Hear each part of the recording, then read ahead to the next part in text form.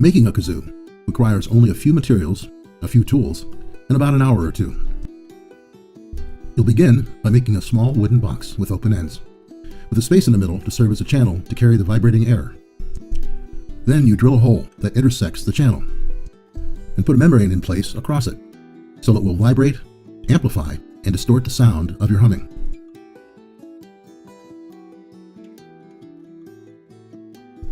We'll make that small box by cutting thin pieces of wood, preferably 1/4 to 3/8 of an inch thick, into 5 rectangles.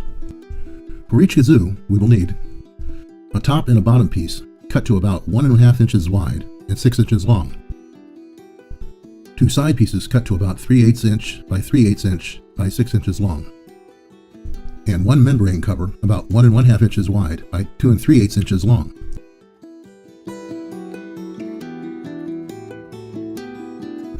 Once you have these pieces, glue the long, thin sides onto the top and the bottom pieces. If the side pieces you have are not square, for example, if they are 3/8 inch wide by 1/4 inch wide, it is better if you put the glue on the widest side of those pieces. When you glue the side pieces to the top and bottom pieces, it is better if you taper the side pieces so that the final kazoo shape can be wider at one end. When you begin to lay out the top, bottom, and sides, we suggest having all corners at the wide end meet, and then recess the side pieces at the narrow end about 1/4 inch.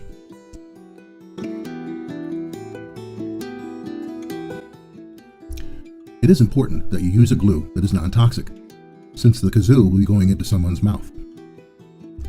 We recommend Type Bond 2 or 3, or super glue, so that you don't have to wait too long before you can begin to shape the kazoo with a saw. Be careful if you choose super glue.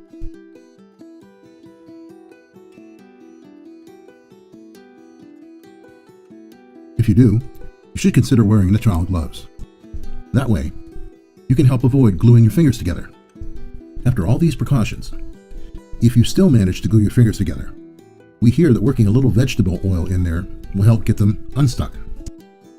If you decide to use Type Bond or similar wood glues, we suggest clamping the parts together for about 20 minutes, or whatever is recommended for the brand you use. If you don't have clamps to use, you could choose to wrap the glued pieces tightly with rubber bands or even string.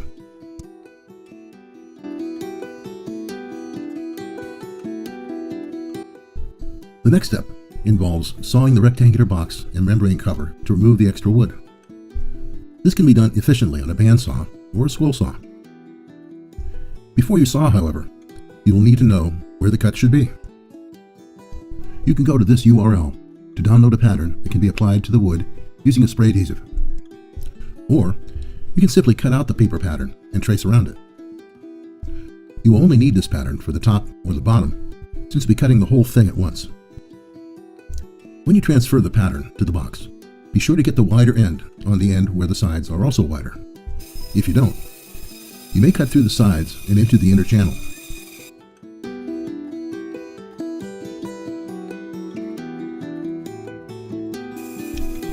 After you have cut the side edges, you can then trim off the sides to make them the same length as a kazoo body.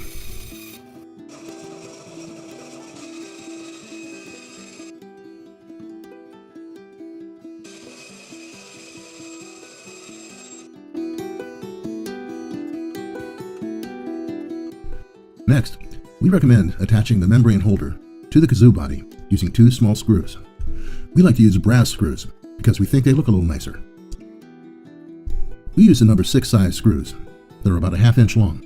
We want the tops of the screws to be even with or slightly below the surface, so we will do what's called countersinking. To do this, we'll use a countersinking bit, which can be set up to shape the holes for the screw tip, shaft, and head all at once. This way, we can drill holes the right size in both the cover and the kazoo at the same time. We will adjust the countersinking bit, designed for number 6 screws, to the right depth, using set screws to loosen the collar and then sliding it up or down to match the very short screw lengths. The size of all the pilot holes is important because, with wood this thin, the membrane cover may split when you tighten the screw. If the hole is not wide enough, too much stress may be placed on it, because the tapered head of the screw or screw shaft will push outward as these wider parts descend. If you don't have countersinking bits, we suggest using 3 separate bits. a 5/64 inch bit for the small pilot hole in the kazoo body, an 1/8 inch bit for the shaft of the screw, and a 5/16 inch bit just barely penetrating the surface to fit the tapered head. Before drilling, position a shaped membrane holder in place as far down from the wide end of the sawed kazoo as possible without extending beyond its sides. Drill the smallest pilot hole first through both the membrane cover and only the top portion of the kazoo body. The bottom portion remains whole. Then, drill the pilot holes through both the membrane cover and the kazoo at the same time. Please note that when you drive these screws, you will need to use a very small Phillips head screwdriver. The Phillips head screw and driver, named after Henry F. Phillips, are also known as a crosshead because of the X-shaped groove.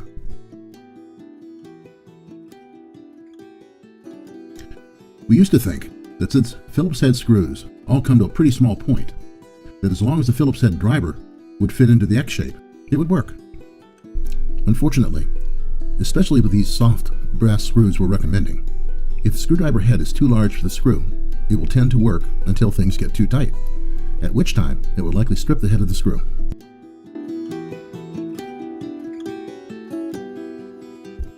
Next, we want to drill a hole down through the membrane cover and the kazoo body using a 5/8 inch drill bit.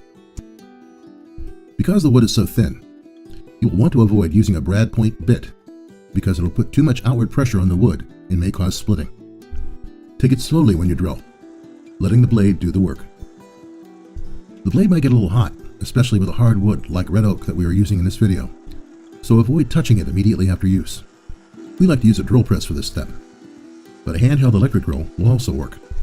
Either way, be sure that the kazoo is held firmly when you descend the bit into the center of the circle on the membrane cover. Be sure to stop when you feel the bit pass through the membrane cover and the top of the kazoo.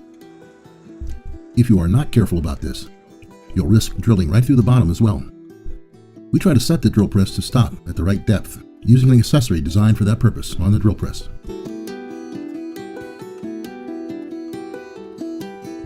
A wooden kazoo feels really good in your hands, largely because of this step. We like to use belt sanders or spindle sanders to round the edges and perhaps add a few decorative contours. We won't add a whole sander safety lesson here, but we do want to remind you to be aware of the direction the sandpaper is moving and to be vigilant to avoid catching any edges by pushing the ends of the box into the paper. The paper should be running past the ends of the box, not into them. Needless to say, keep your fingers away from the moving sandpaper, as it can scrape your fingers in an instant. We like to use a rolling motion to round the top and bottom edges, coming right up onto the membrane holder so it looks like a perfect fit. After using motorized sanders to produce the basic shape you want, you can sand the kazoo by hand to smooth away ridges and to bring the wood to a smoothness that will really look good when the finish is applied.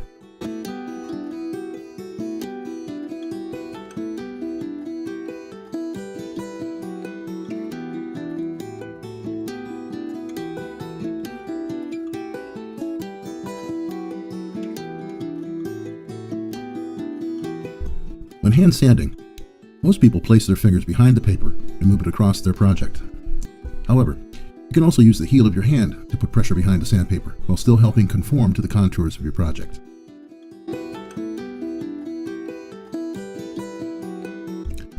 The last mandatory step before you have a working kazoo is installing the membrane. Kazoos have been around for many years, and many different types of materials have been used for this purpose. Recommended membranes include wax paper, cigarette rolling paper, probably any thin paper material. Our favorite is the thin plastic used in modern shopping bags. So, to manage this part of the project, you first need to temporarily remove the screws and take the membrane cover off. Next, you need to remove any dust from the area by blowing it away. Remember to close your eyes. The next step is to cut off a piece of plastic shopping bag, somewhat larger than the hole, and put it on the kazoo body. Then, put the membrane cover back on. Don't worry about getting the membrane tight. We've found that a loose membrane can be more effective. When you have the membrane installed, trim any excess material sticking out beyond the cover with a razor blade or a knife.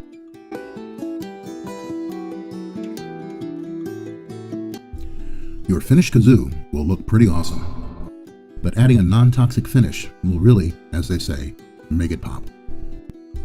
We are using a mixture of linseed oils and beeswax called Tried and True Original Wood Finish.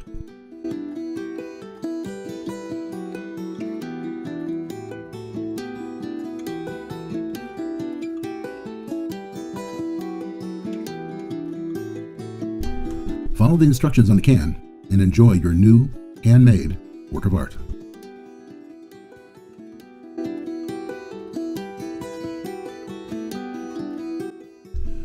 So, have fun. And if you get a chance, tell us how it went at doinggoodwithwood.org/contact.